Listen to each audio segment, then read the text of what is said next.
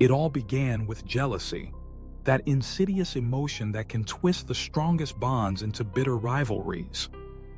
The Malik family and the Rehman family had been intertwined for generations, their lives woven together through shared laughter, mutual respect, and countless memories. They celebrated festivals side by side, their children grew up as siblings, and their elders exchanged wisdom over cups of steaming tea on warm evenings. But when the time came to divide the ancestral land that had belonged to their forefathers, the harmony that had once defined their relationship began to unravel. Greed seeped into their hearts like a slow poison, tainting their thoughts and actions. The town hall meeting was supposed to be a simple negotiation, a chance for both families to come to an agreement over the land that had sustained them for so long. But as the discussions progressed, what had begun as civil discourse quickly spiraled into chaos. Voices rose, accusations flew, and the air thickened with tension. Farouk Malik, his face flushed with anger, shouted at Rahim Rahman, "I will make sure your family regrets this day." His words echoed in the hall, a thunderclap of rage that sent shivers down the spines of those present. Rahim, in stark contrast, remained eerily calm, his fists clenched tightly at his sides. "You will see ruin before you see victory," he replied, his voice low and steady, a chilling promise that lingered in the air long after he spoke. In the days that followed, strange occurrences began to plague the Malik household. It started subtly. Livestock that had thrived suddenly dropped dead without explanation, and crops that had promised a bountiful harvest withered overnight, as if some unseen force had sapped their vitality. The family's youngest son, Hamza, who had once been a lively child full of dreams, fell gravely ill. His health deteriorated rapidly. Doctors were baffled, unable to pinpoint the cause of his affliction.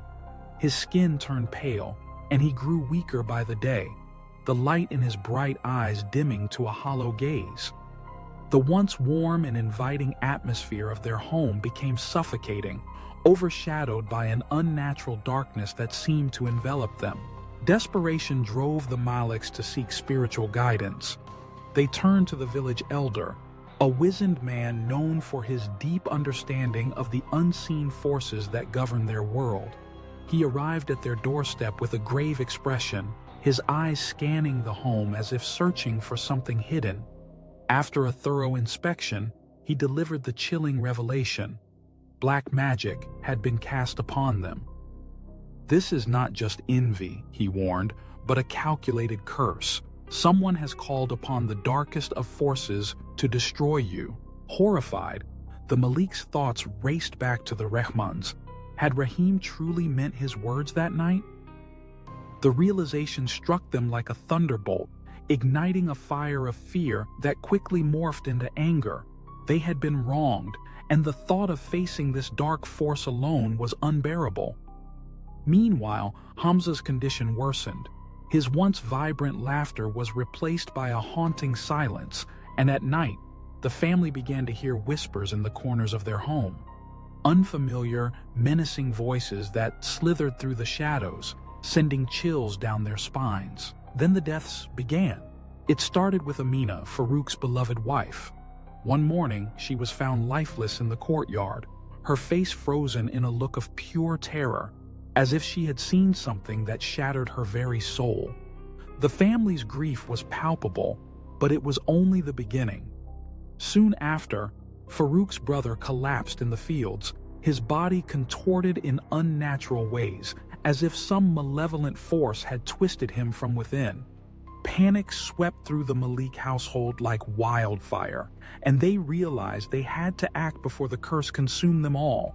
In their desperation, they sought out a powerful spiritual healer from a distant village, a woman renowned for her ability to confront the darkest of spirits. Hira arrived, her presence commanding and serene. She carried with her the tools of purification, holy water, sacred herbs, and ancient chants that had been passed down through generations. As she stepped into the Malik household, she sensed the weight of darkness pressing against her, an oppressive force that threatened to overwhelm her. "This is not ordinary magic," she declared, her voice steady.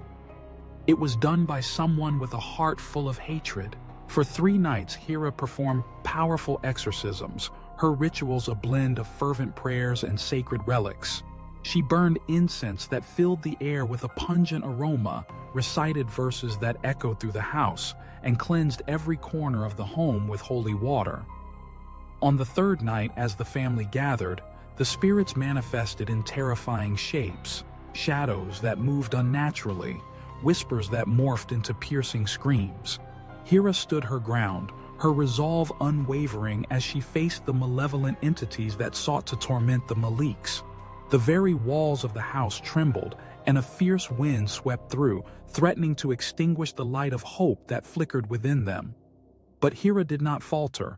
She fought back with prayers that rang out like a battle cry. Finally, after hours of struggle, the house fell silent. The spirits had been banished, the curse lifted. Hamza, who had been on the brink of death, took a deep breath, his color returning as if life had been restored to him. The fear that had gripped the Maliks for months began to fade, replaced by a cautious sense of relief. They had faced the darkness and emerged, if not unscathed, then at least alive. Days later, news spread through the village that Rahim Rehman had fallen gravely ill, suffering from an unknown torment that left him bedridden and in agony. Whispers of the curse rebounding onto its creator circulated among the villagers, each tale more embellished than the last. Some claimed that the darkness had turned upon Rahim, a fitting punishment for the malevolence he had unleashed upon the Maliks.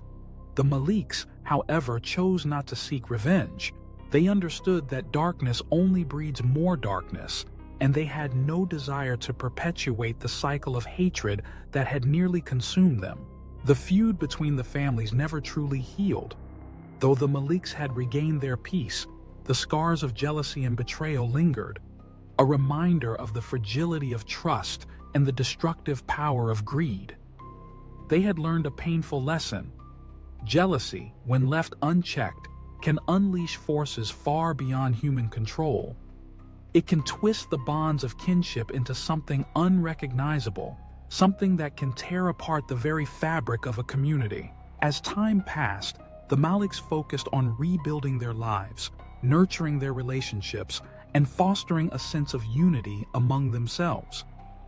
They understood that the true wealth of a family lay not in land or possessions, but in love, compassion, and forgiveness. And though the rift with the Rehmans remained, they held on to the hope that one day the shadows of the past would fade, allowing light to seep back into their lives. For in the end, it was not the land that defined them, but the bonds they forged through adversity, the lessons learned in the depths of despair, and the resilience that arose from the ashes of jealousy.